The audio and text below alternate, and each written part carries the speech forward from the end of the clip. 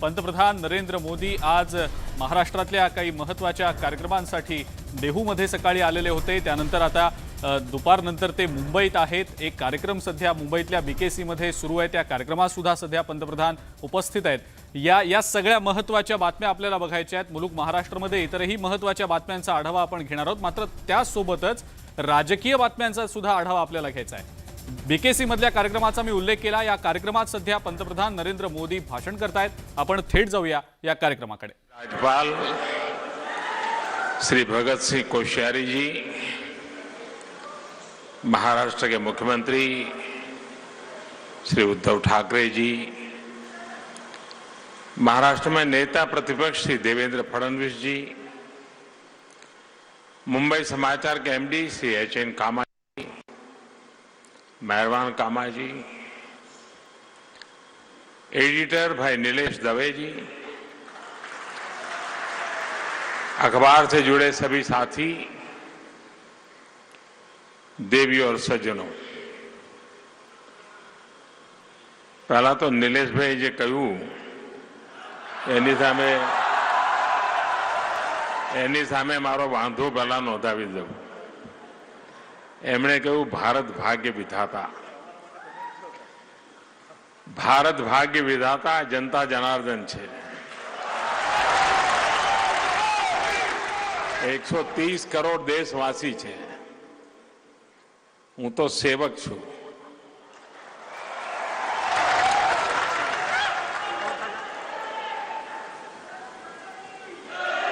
मने एम थाय कि आज हूँ ना आव्यो होत तो कामा साहेब, मने विचार आव्यो कि आज हूँ ना आव्यो होत तो मैं घणुं बधुं गुमाव्युं होत। कारण आमथी जोवानुं शरू करूं छुं, लगभग बधा परिचित चेहरा देखाय छे।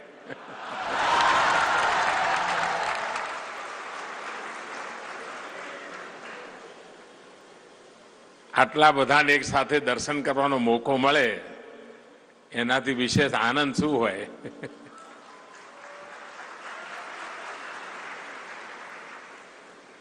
त्याथी खीचड़ी हाथ ऊंचा करी के पगे लागे छे।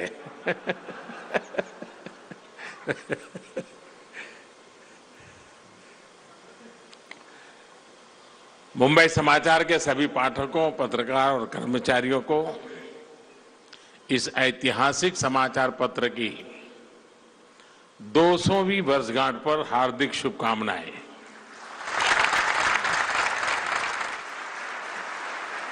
इन 2 सदियों में अनेक पीढ़ियों के जीवन को, उनके सरोकारों को मुंबई समाचार ने आवाज दी है। मुंबई समाचार ने आजादी के आंदोलन को भी आवाज दी और फिर आजाद भारत के 75 वर्षों को भी हर आयु के पाठकों तक पहुंचाया। भाषा का माध्यम जरूर गुजराती रहा, लेकिन सरोकार राष्ट्रीय था।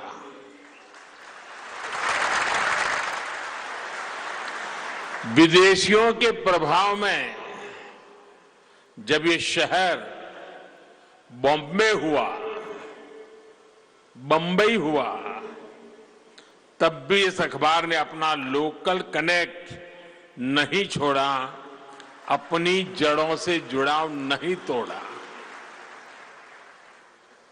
ये तब भी सामान्य मुंबई कर का अखबार था और आज भी वही है मुंबई समाचार।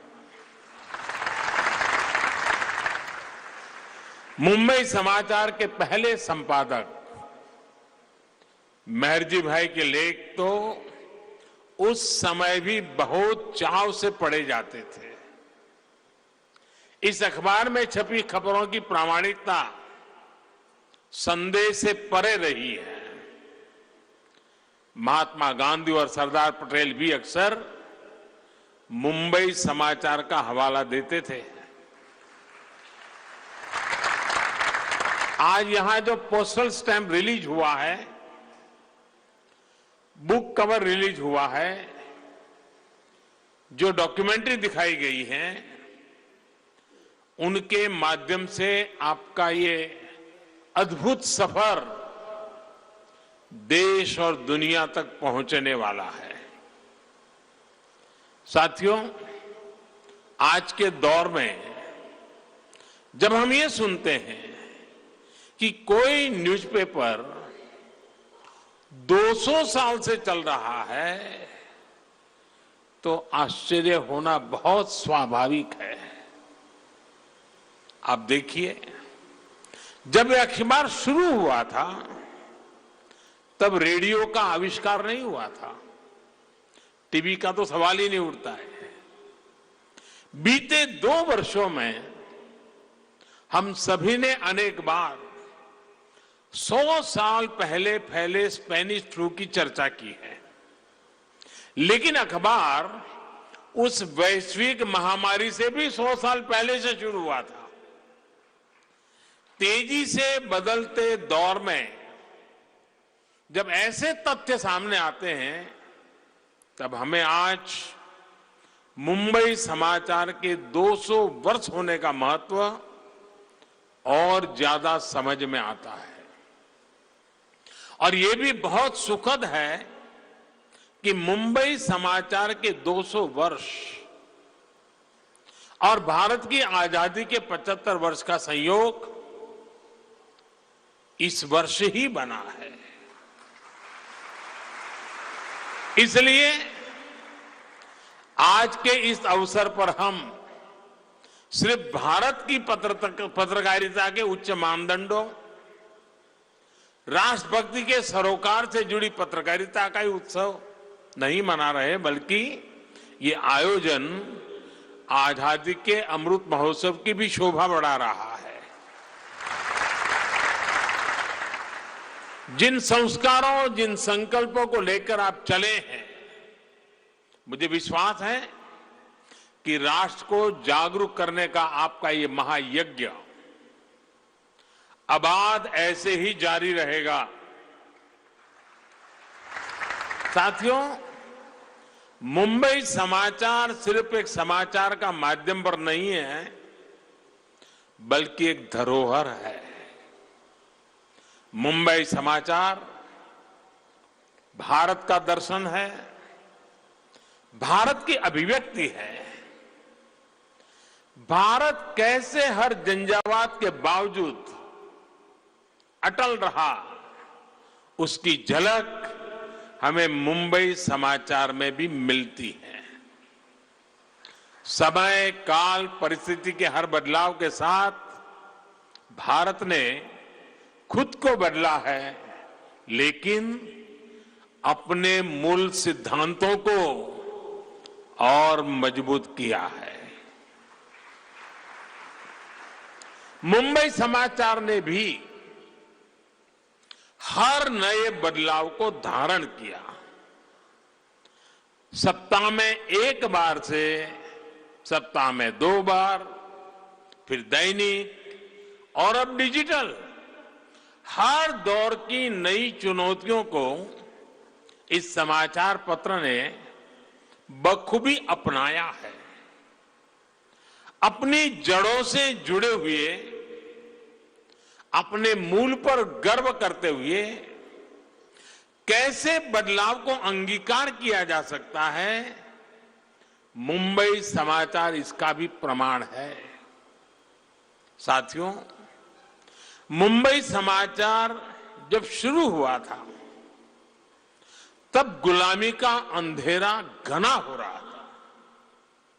ऐसे कालखंड में गुजराती जैसी भारतीय भाषा में अखबार निकालना इतना आसान नहीं था। मुंबई समाचार ने उस दौर में भाषाई पत्रकारिता को विस्तार दिया।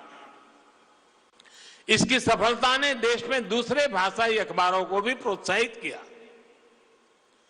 गुजरात में अहमदाबाद, सूरत, नडियाद और राजकोट में भी पत्रकारिता का विस्तार हुआ। साथियों, भाषाई पत्रकारिता ने, भारतीय भाषाओं के साहित्य ने आजादी के आंदोलन में महत्वपूर्ण भूमिका निभाई। जन सामान्य तक अपनी बातों को पहुंचाने के लिए पूज्य बापू ने भी पत्रकारिता को प्रमुख स्तंभ बनाया। नेताजी सुभाष चंद्र बोस ने रेडियो को माध्यम बनाया। लोकमान्य तिलक जी ने केसरी और मराठा साप्ताहिक पत्रों से आजादी के आंदोलन को धार दी। सुब्रमण्यम भारती की कविताओं, उनके लेखों ने विदेशी सत्ता पर प्रहार किए। साथियों, गुजराती पत्रकारिता भी आजादी की लड़ाई का बहुत प्रभावी माध्यम बन गई थी। फरदून जी ने गुजराती पत्रकारिता की एक सशक्त नींव डाली। गांधी जी ने दक्षिण अफ्रीका से अपना पहला अखबार इंडियन ओपिनियन शुरू किया था, जिसके संपादक जूनागढ़ के मनसुख लाल नागर थे। इसके बाद पूज्य बापू ने पहली बार एडिटर के रूप में गुजराती अखबार नवजीवन की कमान संभाली, जिसे इंदुलाल यादव जी ने उनको सौंपा था। एक समय में एडी गोरवाला का ओपिनियन दिल्ली में सत्ता के गलियारों में काफी लोकप्रिय था। इमरजेंसी के दौरान सेंसरशिप के चलते प्रतिबंध लगा तो उसके साइक्लोस्टाइल प्रकाशित होने लग गए थे। आजादी की लड़ाई हो या फिर लोकतंत्र की पुनर्स्थापना, पत्रकारिता की एक बहुत अहम भूमिका रही।